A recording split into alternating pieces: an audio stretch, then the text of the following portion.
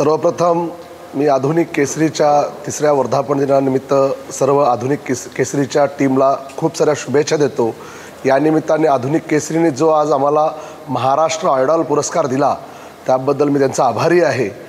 कारण की आमच्यासारख्या सामाजिक कार्यकर्त्याला अपेक्षित असं काहीच नसतं, पण समाजामध्ये असा एक वर्ग असतो जो आमच्या पाठीवरती एक थाप मारत असतो।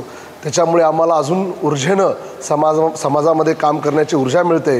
या प्रसंगी मी संतांची एक ओळ सांगेल, तया दाखवल्या वाटा तेथे करकमले जोडू, थकले जरी पावले तरी हा पतना सोडू, हीच या प्रसंगी बोलेल।